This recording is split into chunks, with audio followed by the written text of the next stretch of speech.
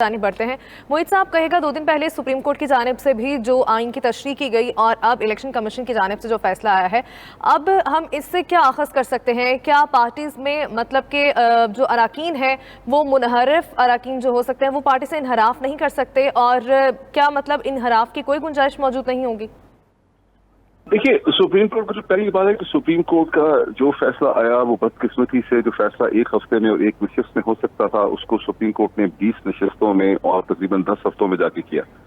President का जो reference है वो सुप्रीम कोर्ट के सामने मार्च के दूसरे हफ्ते में आ चुका हुआ था और सुप्रीम कोर्ट उसका एक ही नशिस्त में फैसला कर सकती थी।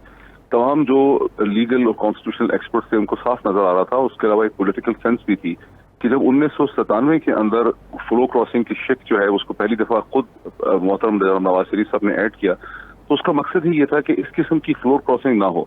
और जो कानून कहता था, जो आइन कहता था कि फ्लोर क्रॉसिंग सिर्फ 4 चीजों पे है, वो है वोट ऑफ कॉन्फिडेंस पे, वोट ऑफ नॉन कॉन्फिडेंस पे, कॉन्स्टिट्यूशनल अमेंडमेंट के अंदर और मनी बिल यानी कि बजट में। वो हर चीज पे नहीं है।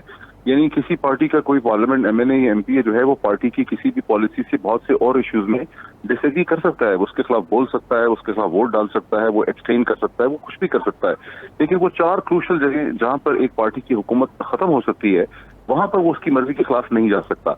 तो अब ये चीज अगर सुप्रीम कोर्ट पहले हफ्ते में कर देती तो पाकिस्तान उस इंतहाई शदीद सियासी और सबसे बढ़ के जो माशी बहरान में इस वक्त पाकिस्तान है, जिसमें पाकिस्तान बैंकरप्सी की तरफ जा सकता है, डॉलर जो है वो 200 रुपए से ऊपर चला गया है और पाकिस्तान के लोग गरीब हो गए हैं। अब पाकिस्तान की अदालतें, पाकिस्तान के फैसले करने वाले ये सियासी जमातें जो हुकूमत बना के बैठी हुई हैं और बहुत से वो गैर सियासी लोग जिन्होंने इनकी मदद की इस पूरी साजिश के अंदर, ये अंदरूनी हो या बैरूनी हो, उन्होंने पाकिस्तान के साथ, पाकिस्तान की रियासत के साथ, पाकिस्तान के लोगों के साथ, हम सब के साथ, आप सब के साथ बहुत बड़ा उन्होंने जुल्म किया। ये जो तमाशा जो हारून शरीफ साहब ने कहा, ये ऐसा तमाशा हारून रशीद साहब ने कहा, एक इतना बड़ा तमाशा लगा हुआ है यहाँ पर जिसकी कोई इंतहा नहीं है और इसको डिफेंड किया जा रहा है कहीं पर प्रोसीजर में, कहीं सेक्शन पे, कहीं लॉ का कह के, कहीं अदालत का कह के। ये क्या तमाशा लगा हुआ है यहाँ पिछले 10-12 हफ्तों से? इसने मुल्क को तबाह बर्बाद करके रख दिया है। इस मुल्क में आज कोई चीज महफूज नहीं है इस तमाशे के नतीजे में।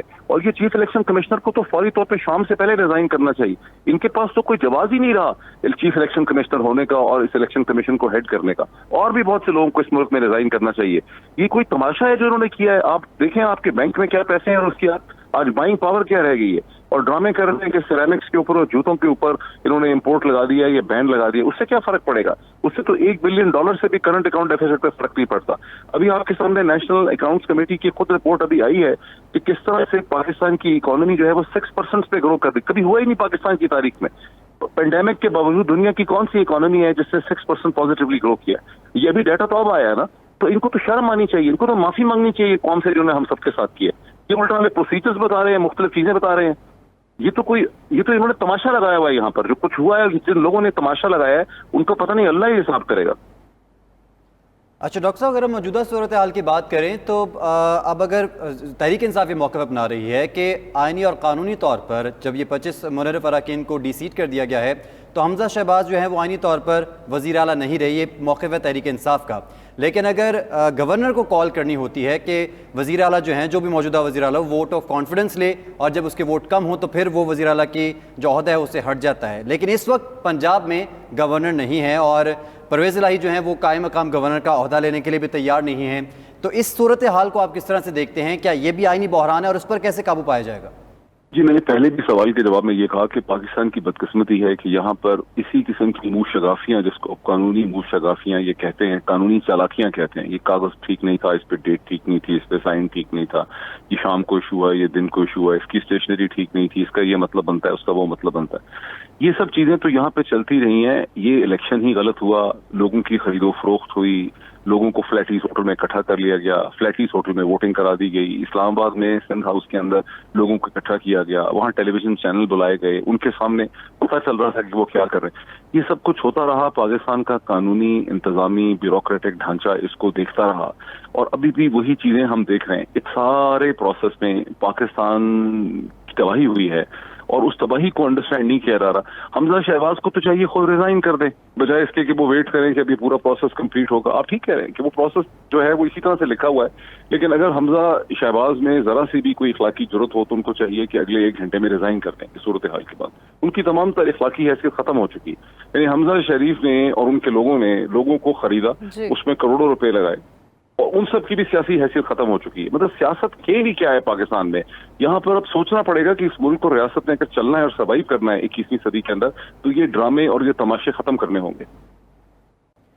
ठीक है, तो मोहित साहब आप क्या समझते हैं अब ये मामला किस तरह से हल होगा? जैसे कि गवर्नर पंजाब अभी मौजूद नहीं है, और अगर हम ये फ़र्ज़ कर लें कि जो चीफ इलेक्शन कमिश्नर पंजाब का जो सीएम पंजाब का जो इलेक्शन है वो दोबारा से होगा, तो फिर दोबारा से सियासी जमातों में जोड़ तोड़ शुरू हो जाएगा और जो सूरत हाल कुछ महीने पहले थी वो दोबारा से वहीं पर हम आ जाएंगे?